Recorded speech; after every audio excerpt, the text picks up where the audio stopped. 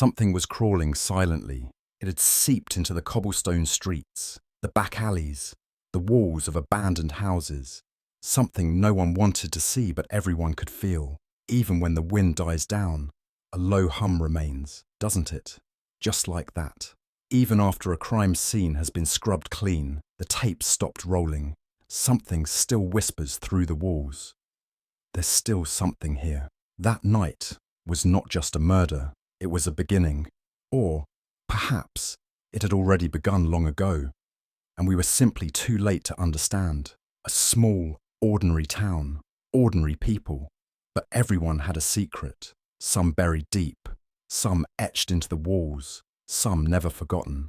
And now, those secrets were rising from their graves. When a son returned after many years, the house where his father had disappeared was still locked. The silence inside was so heavy it fell to the floor like a bullet. And the town began to speak again. But no one wanted the truth. Because some truths are not kept to be learned, but to spread death. And this time, someone opened the doors. Dusty files, rusty locks, forgotten notes. They all said the same thing. Do not dig up the truth. Don't. But it was already too late. It was coming back. And once it returned, nothing would ever be the same. Get ready to uncover the secrets of this quiet town. If you'd like to be part of this story, don't forget to like the video and subscribe to the channel, because we have many more dark stories to tell. If you're ready, let's begin. The silence was so heavy that even Ethan hadn't imagined it could go this deep.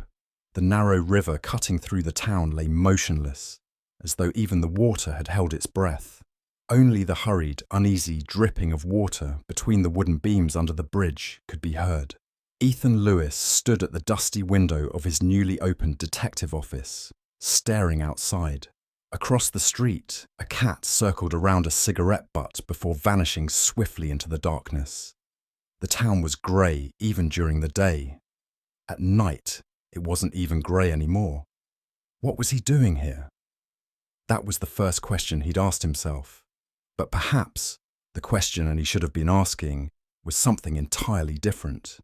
"Ethan," said a voice behind him. He turned and met the eyes of the woman standing at the threshold. Her wavy blonde hair framed an expressionless face.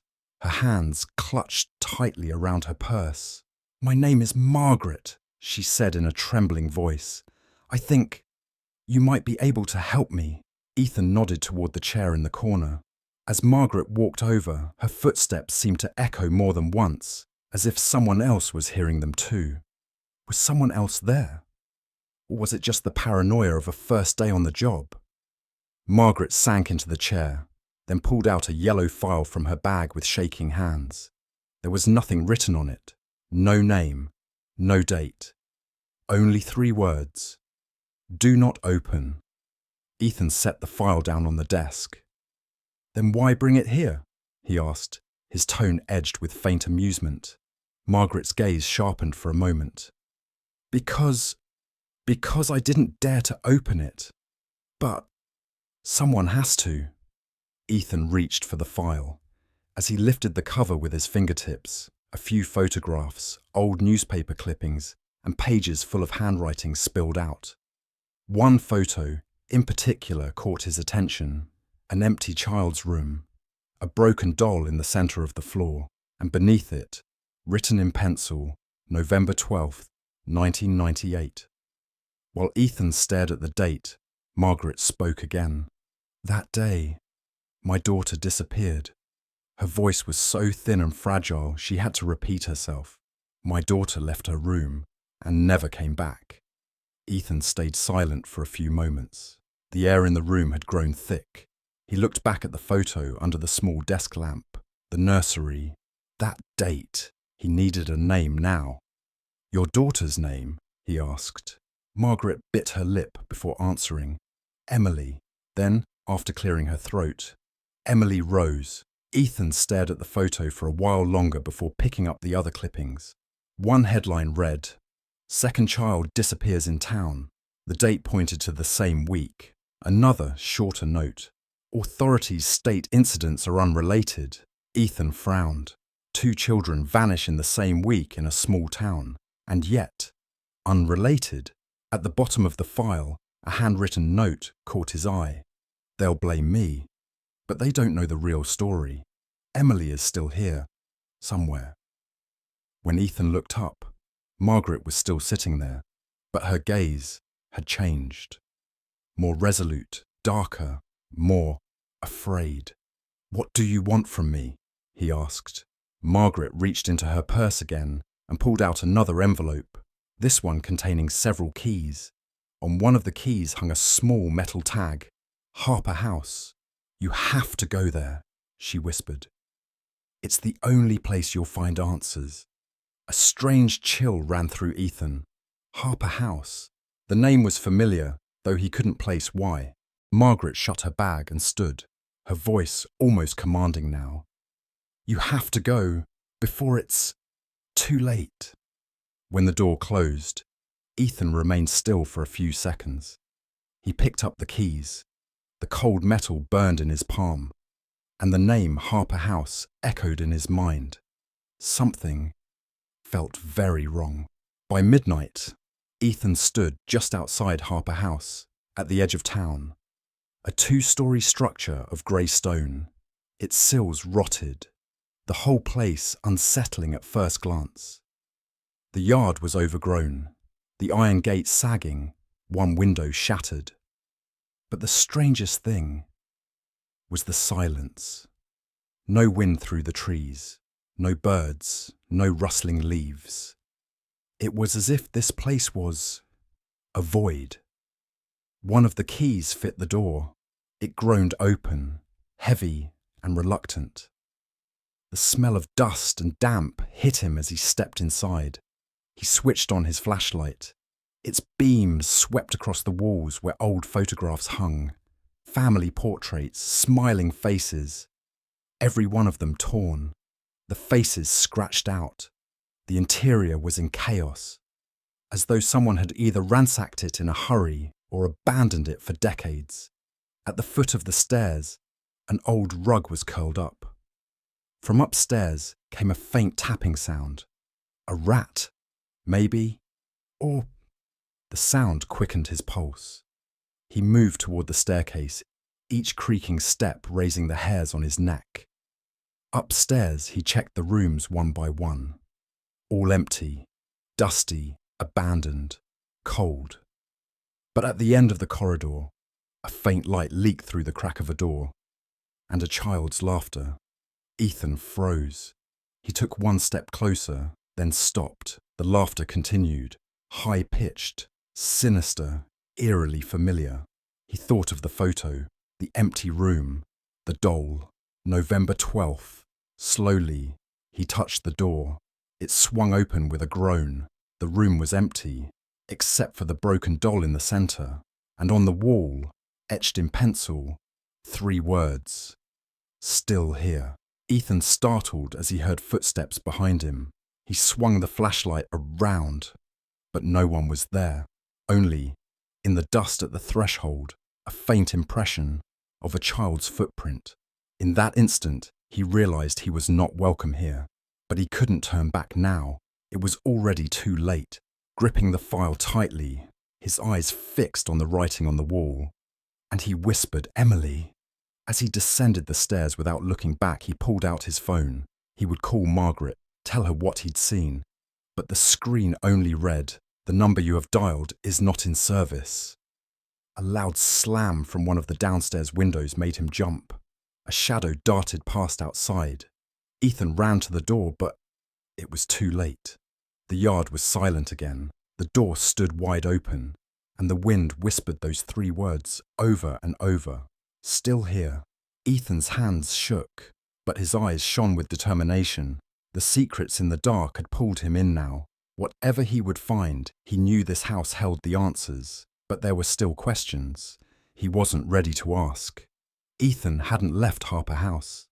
He had spent the entire night sitting in his car in front of the iron gate, staring at the silhouette of the house through the window. He never started the engine, his hands resting on the wheel while his mind stayed fixed on the words he'd seen in that room. Still here. He thought he was prepared for moments like this, as a detective, but the truth was, something in this town was deep and dark, and that darkness was eating away at him. By morning, the sky was still grey. Even the town's awakening was dull and indifferent. A few old men standing outside the grocer's glanced at him, but quickly looked away. Here, everything existed in a deliberate, calculated silence. Ethan returned to his office. As soon as he sat at his desk, he picked up the phone. He dialed Margaret's number again, but the same voice replied, "The number you have dialed is not in service." He drew in a long breath. Unable to shake off what he'd seen that night, he pulled the file from his drawer. He studied the photographs, the clippings, the notes again. They were pieces of a puzzle, but what picture did they form? Suddenly, the door knocked. Ethan flinched instinctively. He wasn't expecting anyone. When he opened the door, he found a slender young man with dark hair and a black coat standing there. The man's eyes were flat, but a faint smirk played at his lips. "Mr. Lewis?" the man asked. Ethan nodded. "That's me. And you are?" The man pulled out a card from his pocket. No name, no number, just 2 words. Watcher's Circle. "What do you want?" Ethan said, taking the card. The man stepped inside silently. He wandered the room, glanced at the old map on the wall, and smiled faintly. "You don't realize what you've stumbled into," he finally said. "This place is not what it seems." Ethan's patience thinned. "Speak plainly," he said. The man took out a small envelope and placed it on the desk. The ink on the envelope was all too familiar. Emily Rose. As he turned to leave, the man added, "You need to go back to Harper House, but this time, be ready." Ethan opened the envelope. Inside was another photograph of the same room, the broken doll still lying on the floor, but this time, written on the back were the words, "Waiting for you." That night, he once again headed toward Harper House. It rained along the way, thin, unbroken sheets of rain. Under the headlights, the mud darkened, the road narrowed. The farther the town slipped behind him, the deeper his unease grew. When he arrived, the key was still in his pocket, but this time, the door was already ajar. The moment he stepped inside, he heard a low hum, as though the house was speaking with its own breath. He turned on his flashlight and swept through the dark rooms. In the corner of the living room stood a torn armchair, an old coffee table in the center. Then he noticed new writing on the wall. One more step. When he moved toward the stairs, the wooden steps groaned again, but this time the sound of faint footsteps came from above. Someone was already there. Ethan inhaled deeply and quickened his pace. The corridor was the same, dark, cold, and silent. But the door at the end of the hall was now wide open, and from inside came a soft child's song. He followed the sound into the room.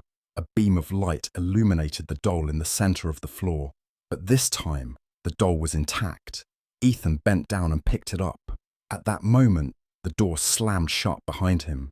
He turned and saw a shadow against the door, a long, thin silhouette, but it had no face, just darkness. He aimed his flashlight, but the beam couldn't pierce the shadow. Within seconds, the silhouette slowly receded and melted into the wall. Ethan's hands trembled as he dropped the doll and stepped back. But now there was another note on the wall, freshly scratched in pencil. "Play with me." He fled the room and ran downstairs. But in the living room, a photo now lay on the coffee table. This time, the photo showed himself, standing outside the house, holding the doll, and behind him, that same silhouette. Impossible. That photo had never been taken. Ice ran through Ethan's veins. Just then, a faint murmur rose from a corner of the room. He turned and saw a woman, Margaret, but her face was pale as chalk, her eyes like glass. "Ethan," she whispered, her voice thinner than a breath. "Before it's too late." But she vanished before she could finish. as though she had never been there at all. Ethan was alone again. His breath quickened, his palms slick with sweat. He stood, pocketed the photo and left the house. As he stepped outside, the rain had intensified. In the mud, he noticed footprints, small, child-sized footprints, not leading to the door, but to the backyard.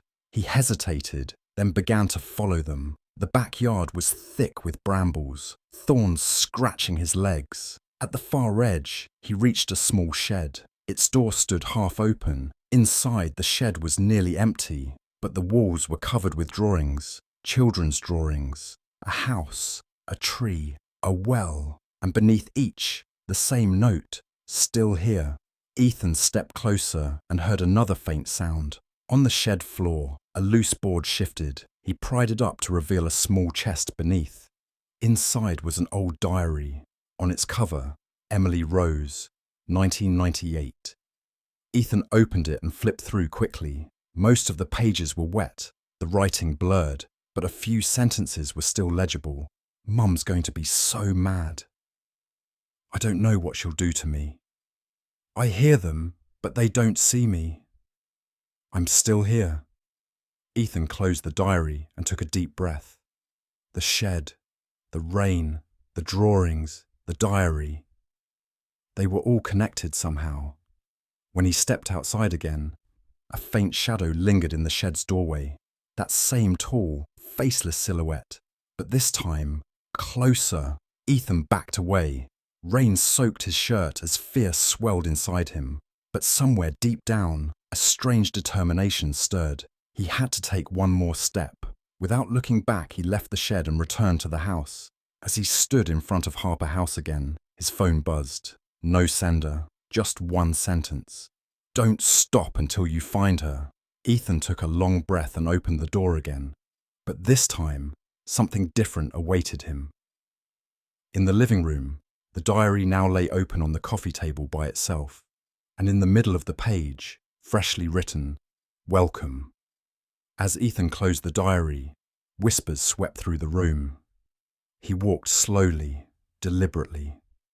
As he climbed the stairs, the dust on the banister rose like a cloud, as though someone was breathing on his neck. At the top, the hallway doors began opening and slamming shut. When one door banged closed, a child's laughter rang out from inside, and another whisper, "You're close." Ethan held his breath and stepped into the room. But this time, it wasn't just the doll in the centre of the floor. A well had opened in the ground, dark and bottomless.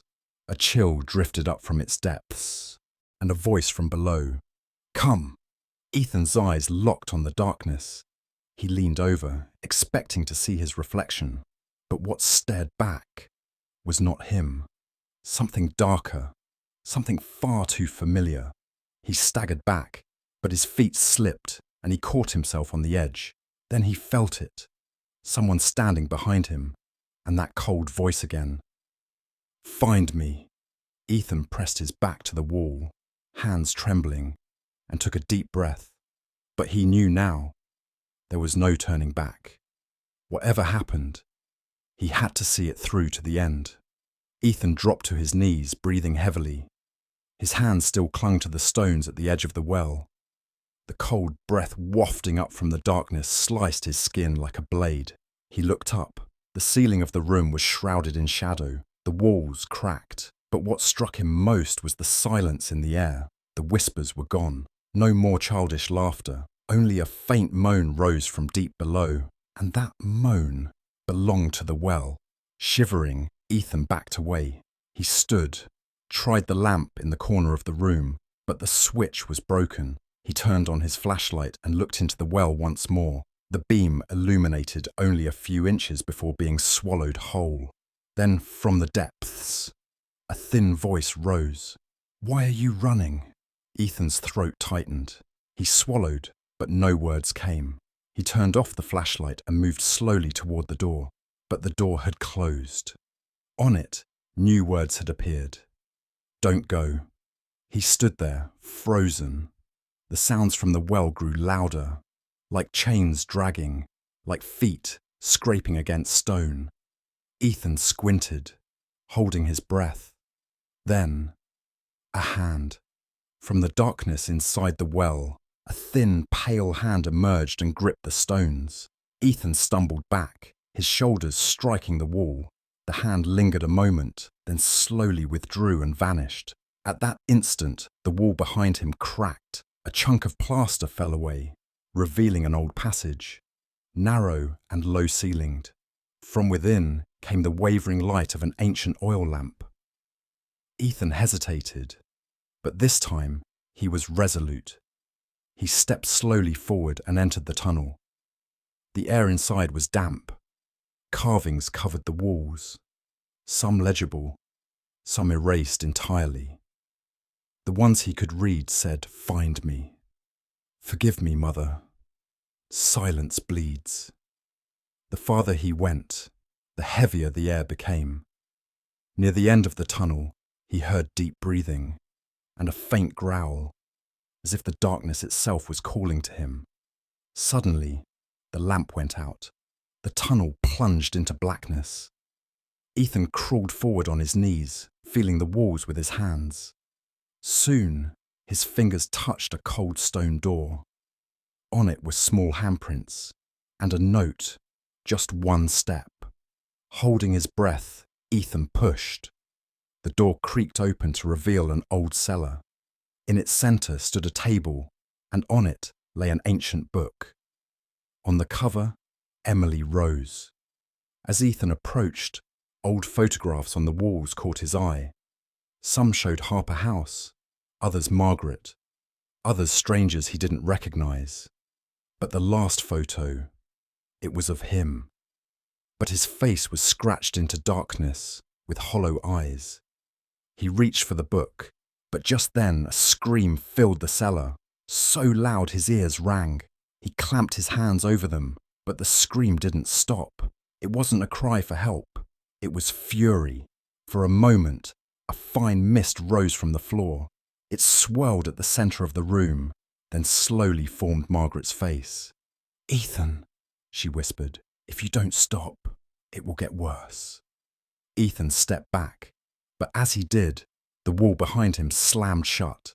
He was alone in the cellar now, and the book flipped open on its own. One page turned quickly, and there it was, written across the page. "You finally found me." Ethan drew a deep breath and picked up the book. But as soon as he lifted it, the ground began to tremble. The stones shifted, dust rained down, cracks widened in the cellar walls. He rushed back toward the tunnel, but most of the path had collapsed. He clawed his way forward through the rubble. At last, he emerged into the room with the well. But this time, the room had changed completely. The writing on the walls was gone. The doll was gone. Only an old key lay on the floor, and tied to the key was a small note. "Set me free." Ethan picked it up.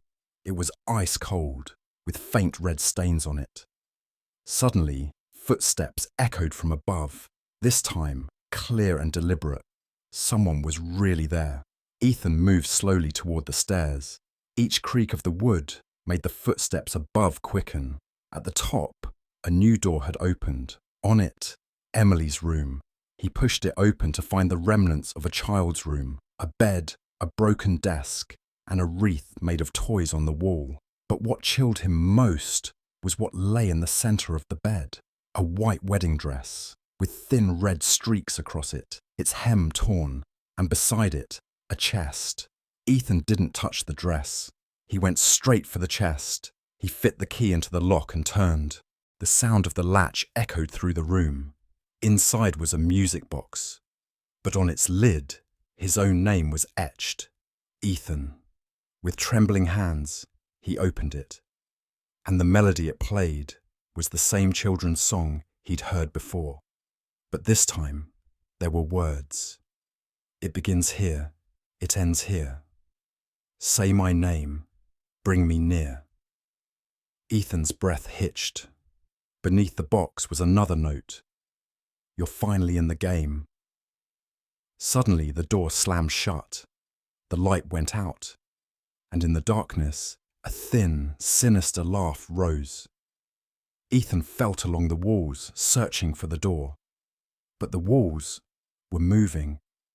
The room was shrinking. Then, from under the bed, a small hand reached out and took the music box. Then, silence. Ethan froze. When he leaned down to peer under the bed, two small eyes stared back at him. Bright, still, but alive. Another whisper. Too late.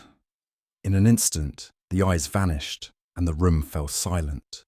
When the door finally opened again, Ethan stumbled out into the corridor, his chest heaving. But when he saw the new writing on the wall, his breath caught. The next step. He sat on the floor, head in his hands. He no longer knew what he was facing, but the end was in sight now. He rose, took a deep breath, and descended the stairs. At that moment, his phone buzzed in his pocket. A new message had arrived. Return to the well by midnight. Ethan clenched the key in his fist. He looked back one last time. Shadows rippled across the walls and ceiling. The darkness inside the well was deeper now, and the whisper came one final time. We're waiting. Ethan closed his eyes, drew a deep breath, and began walking toward the darkness. When Ethan stood in front of Harper House, it was exactly 11:43. The rain had stopped, but the air was still heavy. Thin clouds veiled the moonlight, leaving a grey haze over the town. The yard was full of small footprints, still fresh in the mud. With every step, it felt as though the house itself was breathing. Before approaching the well, he paused at the door. He reached into his pocket and felt the small key. The little metal piece was icy in his palm. Return to the well by midnight. The message was still on his phone screen. He glanced at it one last time, drew a deep breath, and pushed the door open. The house was different this time. Thin red lines streaked the walls, and shadows moved in the corners of the ceiling. As he walked toward the room with the well, the old wood groaned louder under each step. The dust rose behind him, trailing like a faint, invisible mist. When he reached the door to the well room, it was already wide open, and from within came that familiar children's song. Inside, a rope now hung down into the well. A thin beam of light rose from the depths, shimmering faintly through the mist. He leaned over the edge and saw a movement below. A small pair of hands gripped the rope, climbing upward. Ethan's heart pounded in his chest. But as the hands rose higher, he realized these weren't a child's hands. They were much larger and bony. Suddenly, the hands let go and disappeared, and from the well, a thin woman's voice whispered, "Are you ready?" Ethan shivered, grabbed the rope, and took a deep breath. At that moment, the door slammed shut, the rope went taut, and an unseen force yanked him down. He lost his footing and fell into the well. His head struck the stone floor hard, and everything went black. He didn't know how long he was out, but when he opened his eyes, he was somewhere else entirely, surrounded by stone walls, rusted iron doors, chains clinking faintly, an underground cellar. But something moved in there. Shadows walked silently along the walls, dozens of glowing eyes blinking in the darkness. Ethan slowly got to his feet. Around him, symbols were drawn in a circle on the floor. In the center of the circle lay the old book again. This time, its cover read, Ethan Lewis. He reached out, and the pages turned on their own. One sentence appeared. You chose me. The chains on the walls rattled violently. The iron doors cracked open, and thin, shadowy figures emerged.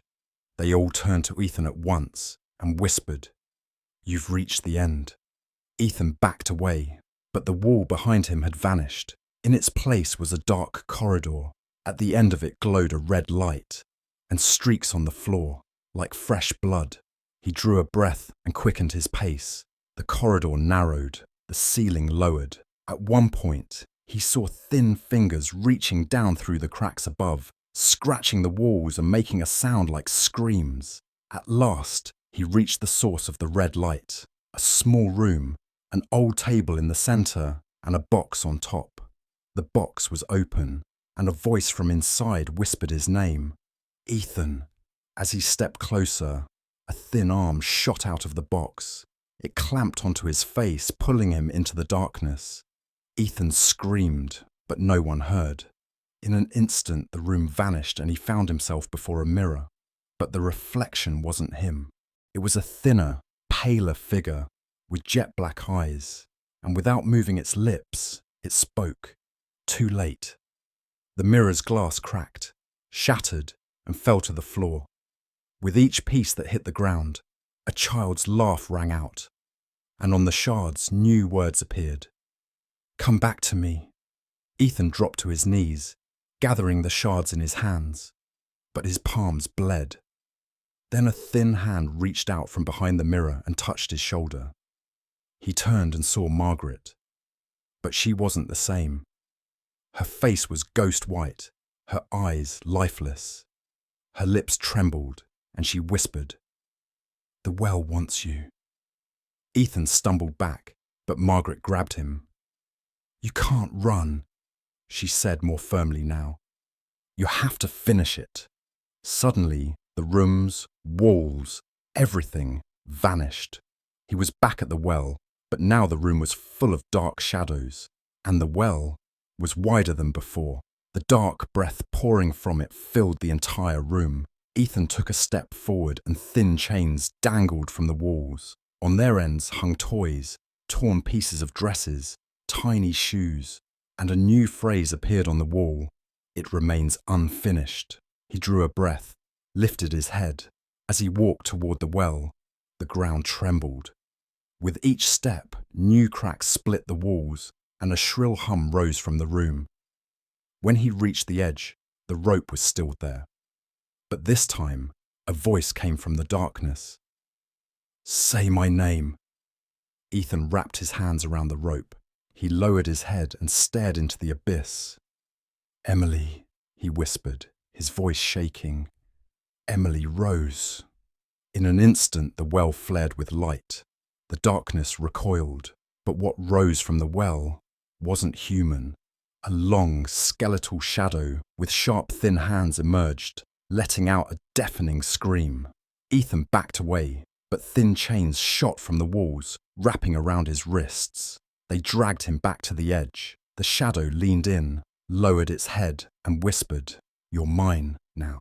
Ethan's vision went black. The last thing he felt was the shadow's touch, and the room swallowed in darkness. When he opened his eyes again, he was standing outside Harper House. Morning had come, the sun was rising, but the windows were shattered, the door torn from its hinges, the yard wiped clean. He picked up his phone. A new message glowed on the screen. Chapter 1 is over. The phone slipped from his hands.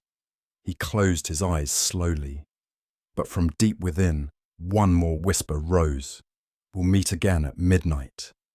Ethan stood staring into the well. It was a night when the rain refused to stop, and the wind howled through the house like a wailing spirit. The message he'd received hours earlier was still in his pocket. Return to the well by midnight. He was out of time. His steps were slow and deliberate. The ground grew slicker with every second, stones cracking beneath his feet. He gripped the key in his hand tightly. As he descended a few steps, the well called to him again. That deep, dark, cold breath. The whispering voices mingled with faint children's laughter. Something was moving below, and now it was closer. Ethan took another step. He leaned over the edge. The light flickering in the depths seemed to suggest another world down there. He glanced at his phone. It was 5 minutes to midnight. He had no choice. Taking a deep breath, he knelt down, placed his hands on the stones, and let himself go. Cold stone walls rushed past him. A heavy darkness wrapped around his body. And then, emptiness. Ethan landed hard on a stone floor. The air in his lungs was knocked out. His vision went black. For a while, he couldn't move. When he finally opened his eyes, everything around him was shrouded in a fine mist. a cellar. But this time, it was different. Dozens of old photographs lined the walls.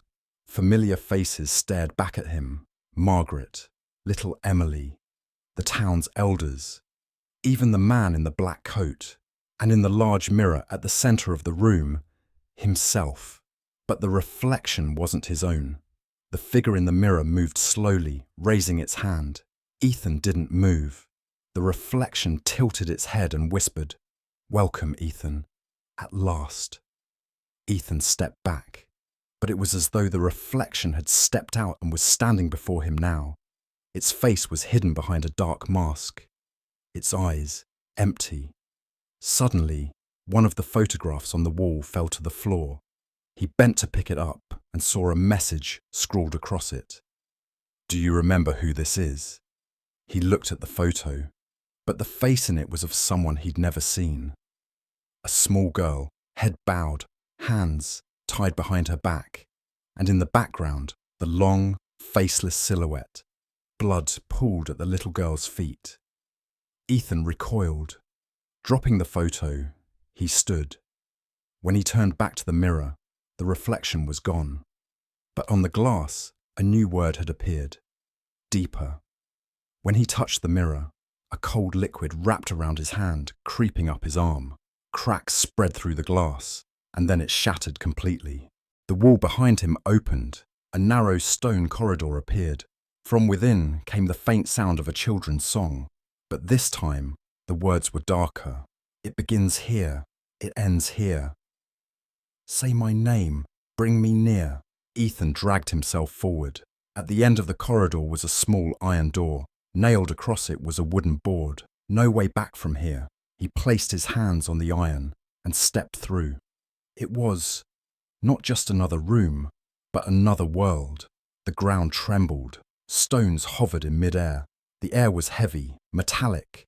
In the centre stood a table, and on it, the old journal, and beside it, the wedding dress.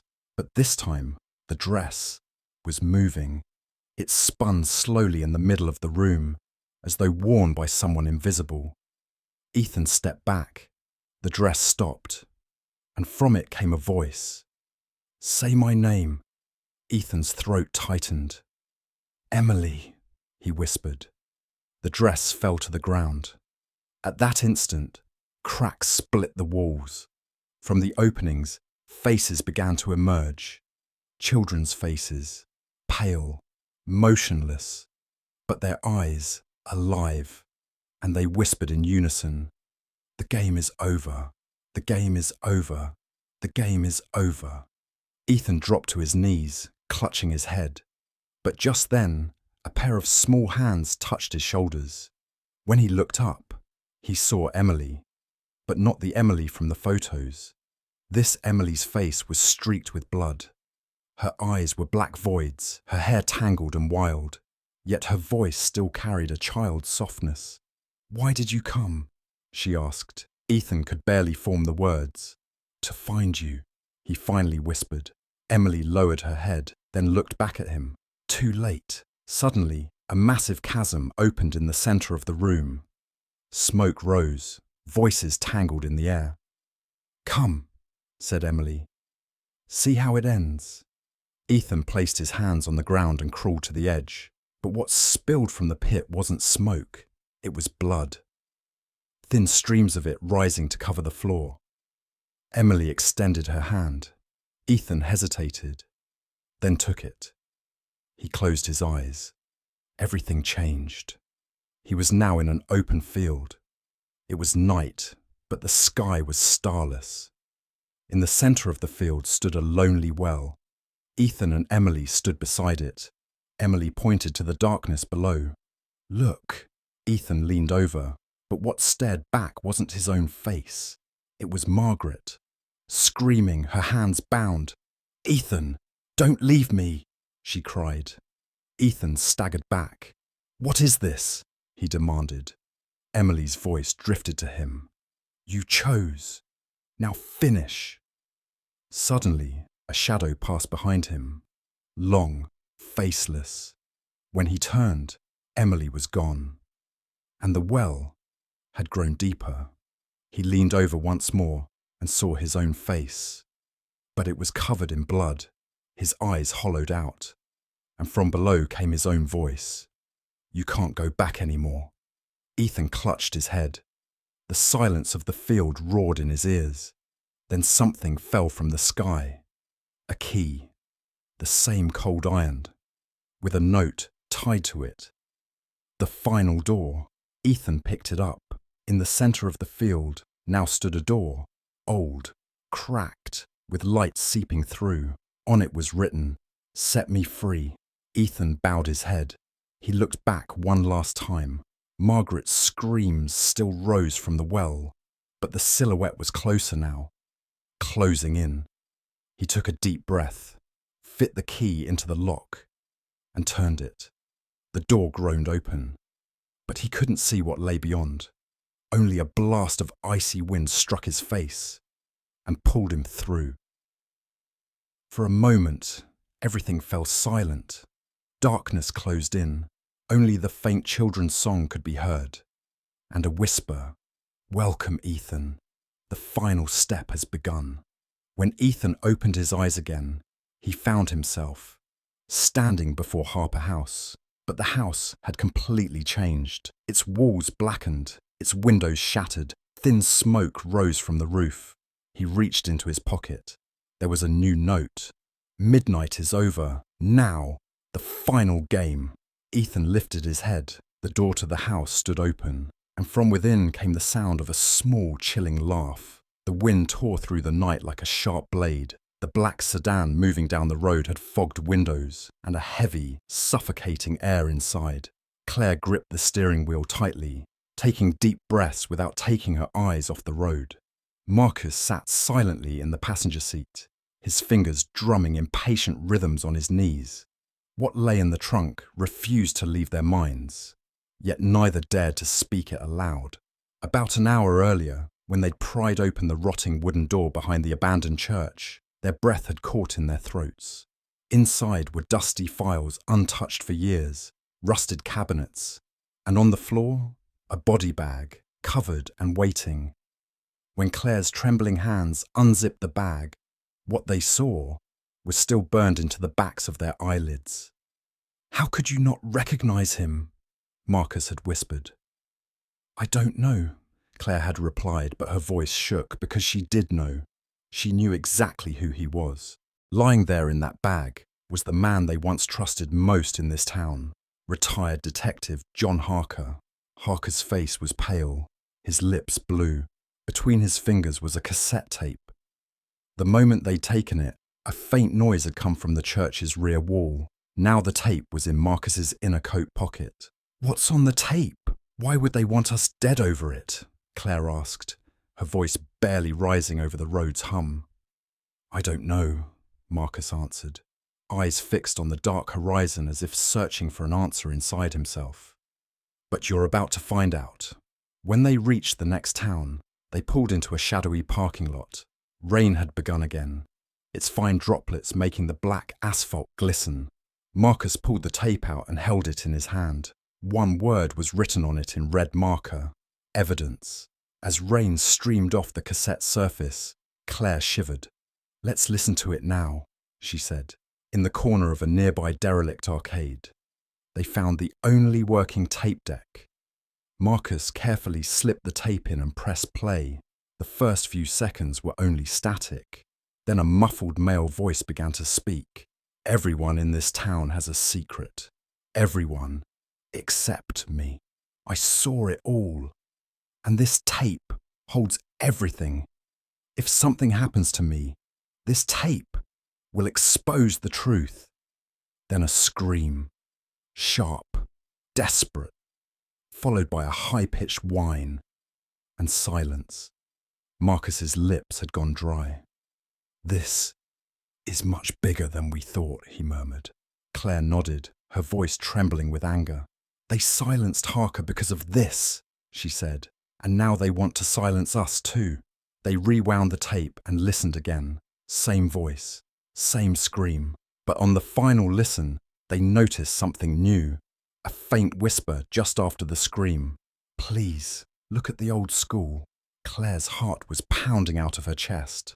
"The old school," she said. Marcus nodded. "He wants us to find something there." They exchanged determined looks. Fear had given way to a cold, steady fury. "Let's go," Claire said. The school was at the northern edge of town, a crumbling, long-abandoned building, its windows shattered, its doors chained shut. But after what they'd seen behind the church, no door could stop them now. They broke the chain with a crowbar and slipped inside. As they walked down the dark corridor, each step echoed across the warped floorboards. Silence pressed down on them like a weight. And as they descended to the basement, it felt as though something there had been waiting for them all along. Behind a narrow door, they found a small room. The walls were covered in yellowed newspaper clippings about children gone missing and murders long buried. In the centre stood a massive bulletin board, cluttered with photographs, pinned notes connected by strings. And in the centre, written in bold red, Jonas Creed. Claire swallowed hard. "Jonas Creed," she said. "I've never heard that name." Marcus examined the board closely. In one photo, Jonas Creed held the same cassette they'd found with Harker. "He sent us here," Marcus said. "But why?" Just then, a crackling sound came from the old speakers in the corner. First static, then a familiar voice. "I've been waiting for you." They both froze. The voice was the same as on the tape, but this time it was live, coming from somewhere in the room. Claire's eyes darted around, but she saw no one. Then the voice again.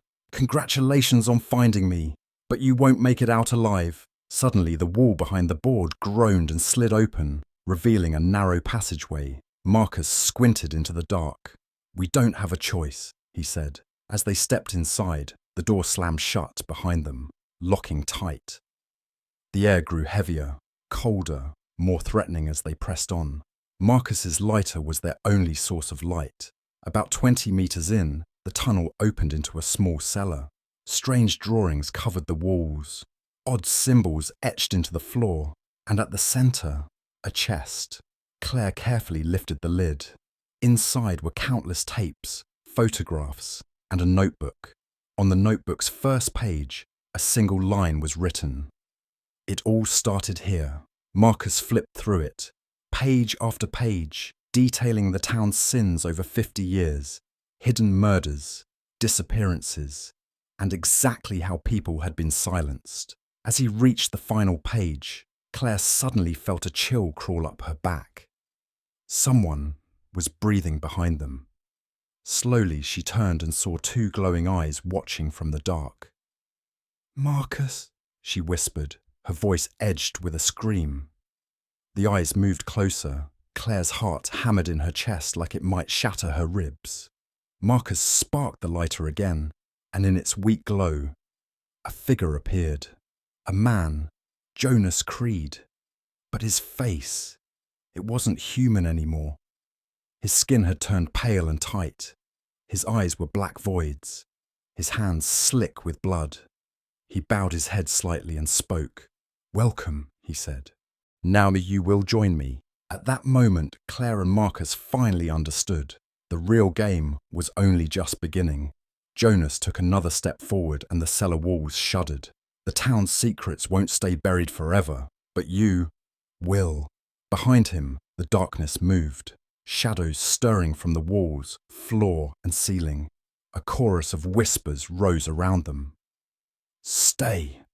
Stay with us. Stay here." Marcus grabbed Claire's hand. "Run," he shouted. But where? The air in the cellar thickened, the shadows closed in. Was Jonas the demon that ruled this town in fear for decades? Or had the town created him? Symbols on the floor began to glow one by one. Claire and Marcus found themselves at the end of the tunnel, facing two doors.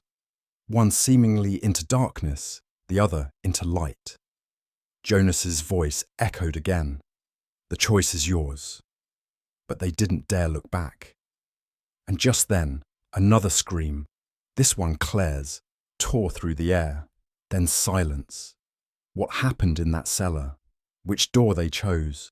Or if there even was a way out? No one ever knew. But the next morning, At the front steps of the old school, only a note was found. Secrets never die, and the town continued to live with its secrets. Dylan drove his car slowly through the village's narrow, stony roads. Even the hum of the engine felt too loud now. The silence of the early morning still clung to everything, as if the entire town was trapped between sleep and wakefulness, holding its breath. Fog had returned at this early hour, covering everything in a fine grey veil. He read the note in his hand one more time. Go back to the beginning. Everything that's wrong started there. Hastily scribbled words, written in pencil. He still didn't know who had left it. He had simply found it slipped under his hotel room door when he returned last night. Until that moment, Dylan had felt strong, but now he felt strangely small, like a lost child swallowed by himself. Finally, he turned the car toward the abandoned school on the edge of town. He paused for a moment in front of the faded, broken building. He had grown up here, or at least he thought he had, but all his memories had begun to blur, one by one. This building stood like a wound at the heart of his story. He slowly pushed the door open. Inside, the fog seemed even thicker. Years of damp, mould, and silence seeped into his skin. The wooden floorboards groaned. Each step echoed deeper into the walls. He felt as though he were remembering something, but the images were hazy.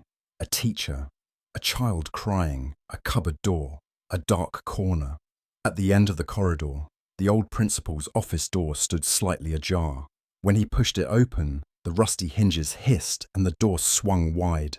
Inside was nothing like he expected. The walls were completely covered in photographs, hundreds of black and white photos, all staring at Dylan. Childhood pictures, teenage years, even some taken just weeks ago. Each one a different time, a different memory, a different pain. A cold weight pressed down on his chest. Someone had been watching him all along. Someone had recorded everything. At the center of the room was a large board. Names, places, and notes, pinned and connected by red strings. And right at the center, a photo. Dylan's elementary school teacher, Margaret. In her hands, another photo. Dylan's mother. For a moment, he felt nailed to the wall. All the sounds around him died at once. Then he heard a rustling behind him. Even before he turned, he knew someone was there. A cold breath grazed the back of his neck. "I knew you'd find me," came a woman's voice from the darkness. Every hair on Dylan's body stood on end. He turned slowly. Margaret. But not as she should be. Older, more withered, more something else. As if all those years had gathered and sculpted her into a statue of vengeance. Seeing her drained all the words from his mind. Margaret stepped closer, holding an old notebook. Dylan tried to look away but couldn't. She smiled, but there was no warmth in that smile. "You still remember me, don't you? You have to remember." Dylan wanted to say something, but no words came. She pressed the notebook to his chest. "Then read," she said, "and don't try to forget what you see." Dylan opened the notebook. The first pages bore a familiar handwriting, his mother's. As he flipped through, a hidden diary revealed itself, a confession of how a child's life had been systematically broken apart. Experiments, dark dealings beneath the town, paragraphs explaining why Dylan had been forced to forget. Each sentence cut another fissure into his mind. At last he couldn't take it anymore. He hurled the notebook to the floor. "Enough!" he shouted. "What do you want from me?" Margaret lowered her head and stared at him for a long time. "To carry the truth, just like I did. This is our burden, Dylan. You can't run anymore." With trembling hands, Dylan reached into his pocket and pulled out his phone. "I'm calling the police," he said. Margaret let out a cruel laugh. "They're already with us. Don't you get it? No one will hear you. No one will believe you." As she spoke, the room seemed to grow darker. The photos on the walls began to shift and whisper. Dylan's head spun. Everything around him was spinning. In an instant, Margaret was gone, as though she'd never been there at all. Dylan stood frozen in the middle of the room. He stumbled toward one of the walls and leaned his head against it. That's when he noticed there was a narrow door in the wall. Why hadn't he seen it before? He reached out and opened it. Behind it, a narrow staircase descended into the earth, heavy with the scent of soil. The darkness pulled at him.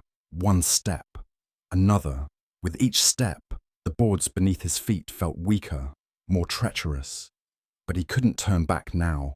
This was where the game ended.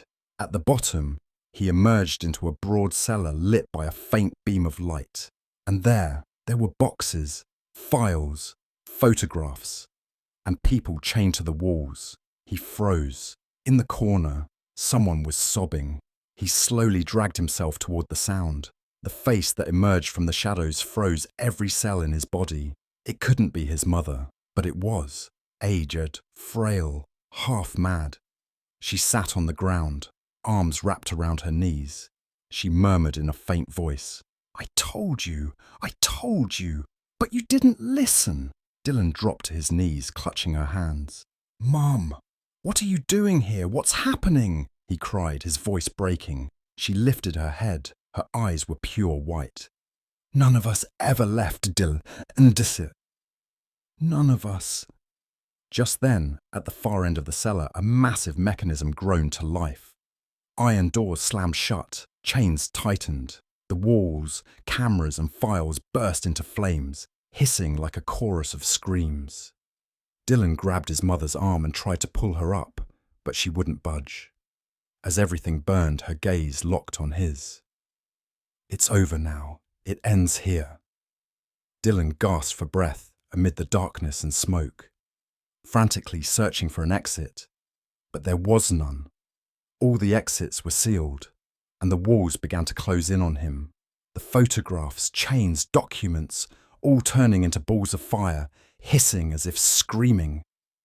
In a final desperate move, he ran toward the stairs, but there were no stairs, only a solid stone wall. Behind him, his mother's whisper rose, "This is the end. You're one of us now." Dylan clawed at the wall until his hands bled. He screamed, but no one could hear him. For a moment, all sounds ceased. From the smoke and darkness, Margaret's voice came. "Welcome, Dylan. Welcome to our story."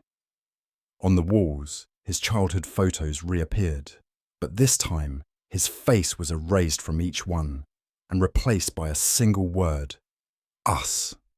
Dylan let out one last scream, but the walls had already closed completely, and everything went dark.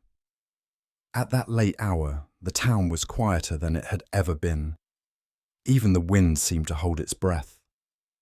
Emily's footsteps echoed on the stone floor of the small station building, as though each step deepened the cracks in the walls. Beside her, Vincent no longer even glanced at her. They both knew, at the end of this journey, they would either learn everything or be condemned to silence forever. When they opened the door to the waiting room, they found a table inside. On it lay nothing but an old notebook, a lighter, and an empty picture frame. Emily picked up the frame and saw a small note stuck to the back. "Not everything you see belongs to the truth, but what you believe becomes real." Vincent stepped forward and opened the notebook. Emily noticed his lips moving as he flipped through the pages, but no sound came out. Finally, in the middle of the notebook, they came across a page listing all the names they'd seen before. At the top, their own names, followed by all the missing townsfolk, and at the very bottom, a name they didn't recognize, Edward Grant. Emily's skin prickled. "Who is Edward Grant?" she whispered. Vincent took the lighter and set the notebook ablaze. As the pages burned, he finally looked at her and said, "This was his story," he said, "not ours." Suddenly, the station's lights began to go out. Darkness swallowed everything as a dull thumping sound filled the walls, as if the station itself was breathing. A deep hum rumbled through the room, and fine dust fell from the ceiling. Emily was still holding the frame. Its glass slowly fogged over, like frosted glass, and then images began to appear inside. Her own face, Vincent's, and the other missing townsfolk, all of them somehow appearing in this very room. Then the silence inside the station was broken by a heavy door slamming shut somewhere behind them. Emily flinched and turned. From the slightly ajar door someone emerged. His steps were slow, his shadow long and menacing. His hands were tucked into his coat pockets as he moved silently forward. They still couldn't see his face. As he drew closer, his eyes appeared black as voids, and the faintest of smiles played on his lips. At last he spoke. "I am Edward Grant," he said. "All this time you were looking at me, but you never saw me." Emily's heart pounded furiously. "What do you want from us?" she shouted. The man tilted his head slightly. "Nothing," he murmured. "You already came, that's all." Suddenly, the warmth was sucked from the room, the air turning icy. Vincent grabbed Emily's arm. "Drop the frame," he whispered. Before she could even think, she let the frame fall. The glass shattered, and the hum stopped. Edward Grant, never breaking his gaze, began to back away. He walked toward the wall and melted into it. The lights flickered back on. In that instant, the station room had returned to normal. No table, no notebook, no frame, as if none of it had happened at all. Emily and Vincent looked at each other and took a deep breath. For the first time, they saw the same thing in each other's eyes. It was over. Finally over. When they stepped outside, dawn had broken. The town was quiet, but the oppressive air had lifted. The sky was grey, but clearer than ever before. Emily paused at the station door, glancing back one last time. That door was now completely shut. No hum, no shadow. Vincent lit a cigarette, the smoke curling toward the sky. "Let's go back," he said. Emily nodded. They turned and walked toward the town square. Behind them, the station slowly faded away, as though it had never been there at all, melting into the town's landscape. At the square, the others were there. One by one, the missing faces had returned. Elderly couples, little children, the town's old postman, all gathered as if they'd always been there, chatting quietly. What had happened to them? Emily never fully knew, but somehow they had all come back. A woman approached them, her expression both familiar and foreign. "Thank you," she said. Emily blinked at her in surprise. "For what?" she asked. The woman smiled faintly, bowing her head. "You sent him back." Vincent gave a small smile. "Yes," was all he said. That evening, Emily went home. Sitting in her room, she gazed out at the town through her window. Everything looked normal, but deep down, she could still feel the darkness lingering behind that door. Even though the story seemed over, a tiny spark of doubt still flickered inside her. What if one day that door opened again? But that wasn't her problem anymore. They had shattered the frame. The names had been erased from the notebook. Edward Grant had vanished behind the darkness. Emily laid her head on the pillow and closed her eyes. For the first time in a long while, she drifted into a peaceful sleep. The last thought that crossed her mind was this: sometimes stories have no ending, but in some of them, a door closes and stays closed forever. That night, the town sank into a deep silence. Even the wind blew softer now, and where the station building once stood, by morning, only an empty lot remained. No table, no notebook, no frame, and of course, no trace of Edward Grant. If this ending gave you chills or made you think, please don't forget to like the video and subscribe to my channel.